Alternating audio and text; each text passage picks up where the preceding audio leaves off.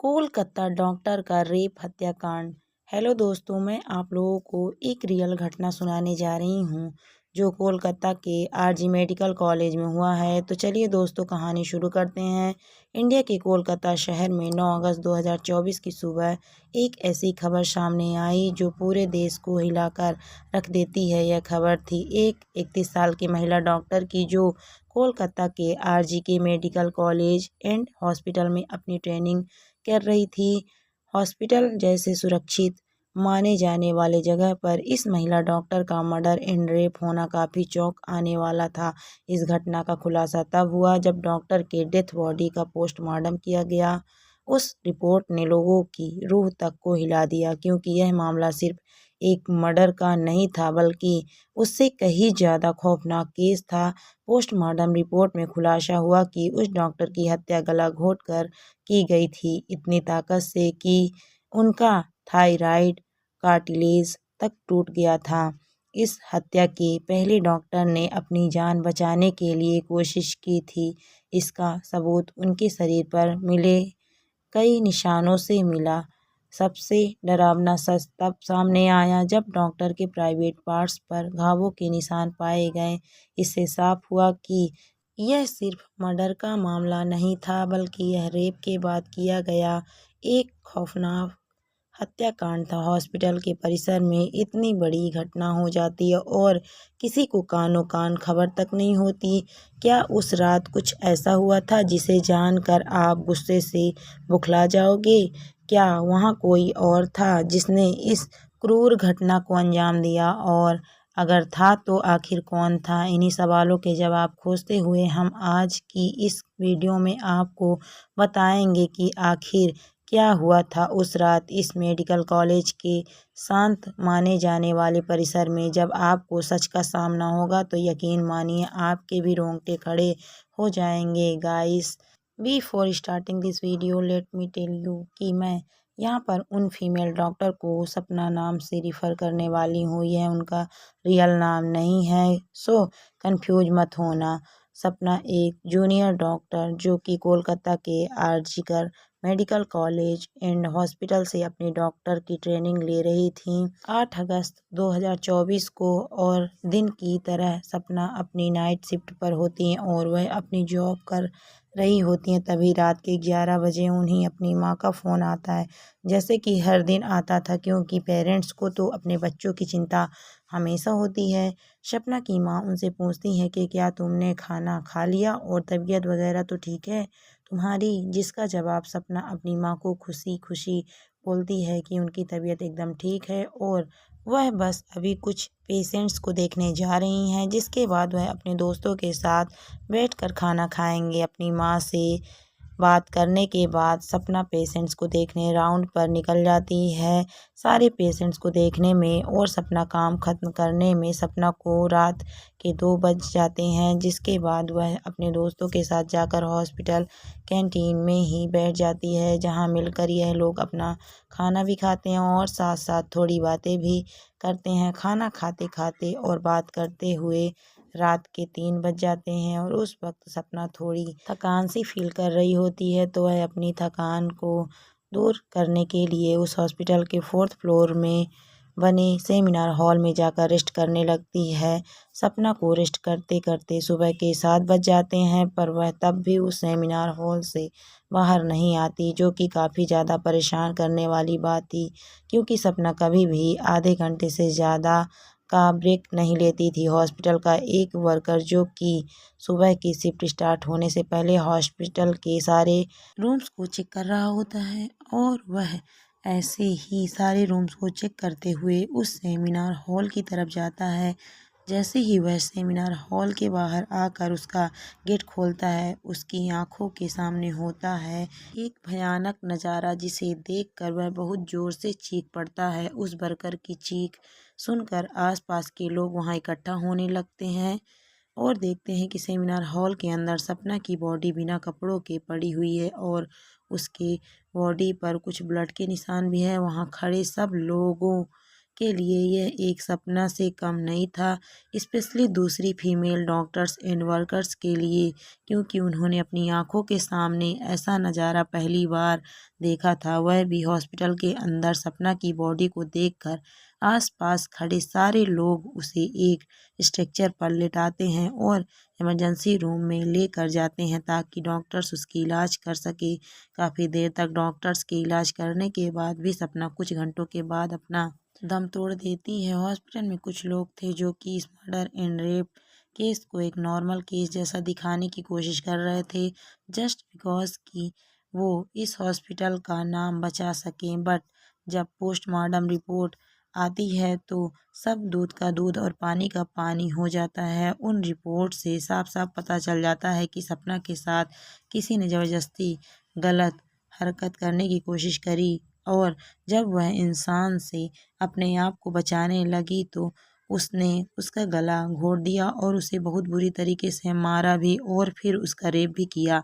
यह सारे प्रूफ मिलने के बाद यह केस पुलिस को हैंड ओवर कर दिया जाता है एंड पुलिस वाले इस क्रिमिनल को पकड़ने के लिए लग जाते हैं। सबसे पहले पुलिस उस क्राइम सीन पर ही छानबीन करती है जहां यह सब हुआ था। किस्मत से पुलिस वालों को वहां पर सपना के कुछ नेल्स एंड ब्लड सैंपल मिलते हैं और साथ ही साथ एक ब्लूटूथ नेक पैड। यह केस शायद और भी जल्दी सॉल्व हो जाता अगर उस फ्लोर पर सीसीटीवी कैमरे होते तो, बट बदकिस्मती से उस सेमिनार रूम के अंदर या उसके आसपास कोई सीसीटीवी कैमरा नहीं थे। लेकिन जिस रास्ते से उस फ्लोर पर एंटर करा जाता था वहां पर कुछ सीसीटीवी कैमरे थे। पुलिस वाले उस सीसीटीवी कैमरे में सुबह के 3 बजे से 8 बजे के बीच की रिकॉर्डिंग चेक करते हैं कि इतने टाइम के बीच कितने लोग उस फ्लोर पर आए और गए थे। उन सीसीटीवी फुटेज को चेक करने के बाद यह पता चलता है कि टोटल 6 लोग इस फ्लोर पर आए और गए थे। यह पता लगने के बाद पुलिस वाले एक एक करके उन 6 लोगों को पूछताछ के लिए बुलाते हैं कि वो लोग वहाँ पर उस टाइम क्या कर रहे थे और उन लोगों को इस बीच यहाँ कुछ भी अजीब दिखा कि नहीं। उन लोगों से पूछताछ के दौरान पुलिस वाले उनके फ़ोन का ब्लूटूथ भी ऑन करके चेक करते हैं कि जो ब्लूटूथ हेडसेट से उन्हें मिला था वो उनमें से किसका था, क्योंकि आपको पता होगा ही कि एक बार अगर आप किसी ब्लूटूथ डिवाइस से अपना फ़ोन पेयर करते हो तो अगली बार वह उससे इजीली कनेक्ट हो जाता है। और फाइनली पुलिस वालों की यह ट्रिक काम भी आती है क्योंकि यह ब्लूटूथ नेक पैड उन 6 लोगों में से एक आदमी के फ़ोन से कनेक्ट हो जाता है जिसका नाम था संजय राय, जो कि एक सिविल वॉलंटरी वायलेंटस के अंडर काम करता था और उनकी हेल्प करता था छोटे मोटे कामों को मैनेज करने में। लाइक आपने बहुत सारे फेस्टिवल्स, अनअथराइज्ड पार्किंग या भीड़ भाड़ वाले एरिया में देखा होगा कुछ ब्लू कलर की यूनिफॉर्म पहनकर ऑफिसर्स खड़े रहते हैं जिनका काम होता है कि विदाउट यानी रीजन कहीं पर भी ज़्यादा क्राउड इकट्ठा ना हो। तो अब पुलिस वालों को अपना पहला कातिल मिल चुका था जिसके बाद वह संजय राय से और गुस्से से पेश आने लगते हैं। बट संजय पुलिस वालों की किसी बात का भी जवाब नहीं दे रहा होता है क्योंकि वह काफ़ी ज़्यादा नशे की हालत में था। उस बीच पुलिस वाले संजय का फ़ोन भी चेक करते हैं जिसमें उन्हें भर भर के पोर्नोग्राफिक कंटेंट मिलता है जिससे उनका शक यकीन में बदल चुका था कि संजय ही सपना के मर्डर का मेन कनपीट है। उसके बाद पुलिस वाले संजय रॉय को और ज़्यादा डराने लगते हैं एंड फाइनली वह डर कर अपना गुनाह कबूल भी कर लेता है कि उसने ही सपना को मारा है और उसका रेप किया है। यह पता लगते ही कुछ पुलिस वाले और प्रूफ कलेक्ट करने संजय राय के घर जाते हैं जहां पर उन्हें एक जूता मिलता है जिसके ऊपर कुछ खून जैसे ही धब्बे थे। तो पुलिस वाले उसका सैंपल कलेक्ट कर लेते हैं। थोड़ी और तलाशी लेने पर पुलिस वालों को संजय के घर के बाहर कुछ कपड़े सूखते हुए दिखते हैं और यह वही कपड़े थे जो कि उस दिन संजय ने पहने थे, क्योंकि यह सब सीसीटीवी कैमरे में कैप्चर हो गया था जिससे जाहिर था कि संजय यह प्रूफ मिटाने की भी कोशिश कर रहा था। लेकिन जब संजय को पूछताछ के लिए पुलिस स्टेशन में लाया गया था उस वक्त वो काफ़ी ज़्यादा नशे की हालत में था। तो क्या वह यह सब बस इसलिए कर रहा था ताकि उसे कम सज़ा मिले, जस्ट बिकॉज वह उस वक्त नशे में था। बाद में उस पुलिस वाले उस जूते पर लगे ब्लड सैंपल को चेक करवाते हैं तो वह भी सपना के ब्लड से मैच हो जाता है। उन सारी रिपोर्ट्स एंड डिटेल्स को एक साथ कंबाइन करके पुलिस वालों को पता चलता है कि उस रात संजय राय काफ़ी ज़्यादा नशे की हालत में था और वह रात के 11 बजे हॉस्पिटल में एंटर करता है। संजय अक्सर उस हॉस्पिटल में नाइट शिफ्ट किया जाता था तो उसे वहाँ की काफ़ी अच्छी नॉलेज भी थी कि कहाँ पर कैमरा है और कहाँ पर नहीं, तो वह आराम से उस हॉस्पिटल के 4th फ्लोर पर जाकर बैठ जाता है क्योंकि वह नहीं चाहता था कि कोई उसे ज़्यादा नशे की हालत में देखे, वरना वह अपनी जॉब से हाथ धो सकता था। 4th फ्लोर पर जाते ही वह अपना आराम से सो जाता है। जब उसकी आँख खुलती है तब तक सुबह के 3 बज चुके थे। तभी संजय की नज़र सपना पर पड़ती है जो कि रेस्ट करने सेमिनार हॉल में जा रही थी। सपना को अकेला देखकर संजय के इरादे बिगड़ने लगते हैं। वह पहले काफ़ी देर तक उस फ्लोर के चक्कर लगाने लगता है, यह कंफर्म करने के लिए कि कोई यहाँ पर ज़्यादा आ तो नहीं रहा है। जब उसे लगता है कि हाँ उसका रास्ता साफ है तो वह 4 बजे सेमिनार हॉल के अंदर एंटर करता है और फिर वहाँ से 4:45 पर बाहर आता है।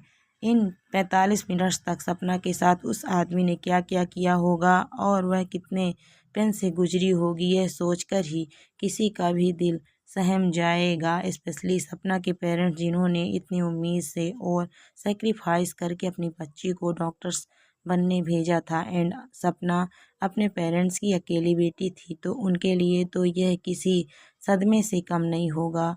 लोग बोलते हैं लड़कियां छोटे कपड़े पहनती हैं इसलिए उसके साथ रेप होता है, लेकिन उस महिला डॉक्टर के साथ जो हादसा हुआ था वह क्या था? वह तो अपनी ऑन ड्यूटी में थी और अपने यूनिफॉर्म में थी। उसके साथ ऐसा कैसे हो गया? क्यों हुआ? हम डॉक्टर्स को भगवान का दर्जा देते हैं, जब वही शेफ नहीं है तो हम कहाँ रहेंगे? उस संजय जैसे दरिंदे इंसान को फांसी जैसे सज़ा मिल जाए तो वह तो बहुत कम होगी। मैं राय दूं दोस्तों, उस इंसान को क्या सज़ा मिलना चाहिए? उस दरिंदे को पिंजरे में जो शेर रहते हैं उसके हवाले कर दो। शेर जब उसकी शरीर को नोचेगा तब उस दरिंदे को एहसास होगा कि दर्द क्या होता है। दोस्तों मैं यह जो राय दी हूँ यह भी बहुत कम है। उस दरिंदे को ऐसी सज़ा मिलनी चाहिए जो ऐसे गंदा काम करने वाले की रूह तक कांप जाए ताकि डॉक्टर को इंसाफ मिल सके और उनके माँ बाप को भी जिन्होंने अपनी बेटी को डॉक्टर्स बनाने के लिए कितनी संघर्ष किए होंगे। गाइस यह केस अभी भी क्लोज नहीं हुआ है और 23 अगस्त तक संजय राय को कस्टडी में रखा जाएगा। तो दोस्तों ये वीडियो बनाने का मेन मकसद मेरा ये है कि जो डॉक्टर हैं उनको इंसाफ मिलना चाहिए और इस वीडियो को आप ज़्यादा से ज़्यादा शेयर कीजिए।